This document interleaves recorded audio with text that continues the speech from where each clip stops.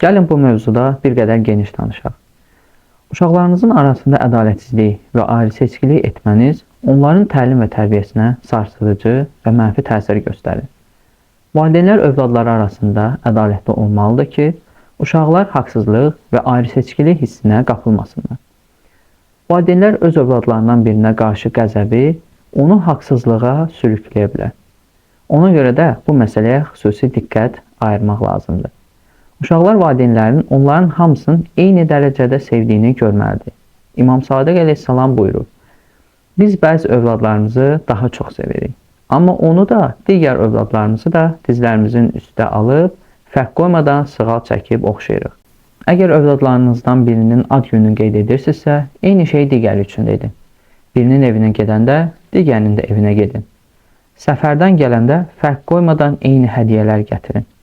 Allah Rəsulu buyurur: Hədiyyə alarkən övladlarınızın arasında ədalətli olun. Bugün olduğu kimi keçmişdə də qız və oğlan övladları arasında fərq qoyulurdu.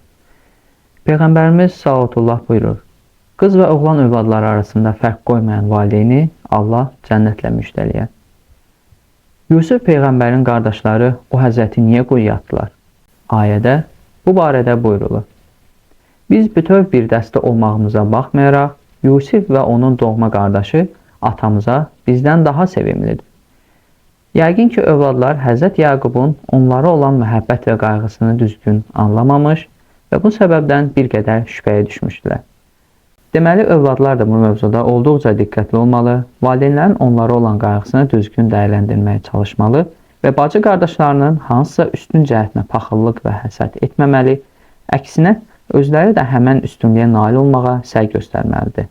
Ayə açıq şəkildə ata-analara, müəllimlərə, övladlar arasında ayrı seçkilik etməməyi, ədalətlə rəftar etməyi əmr edir. Müəllimlər şagirdləri, tələbələri dinləyərkən ayrı seçkiliyə yol vermədən hər birinin cavabına diqqət etməlidir. Uşaqlar böyüyüb ailə qursalar, uşaq sahibi olsalar belə, valideynlər yenə də bu qaydaya əməl etməlidirlər.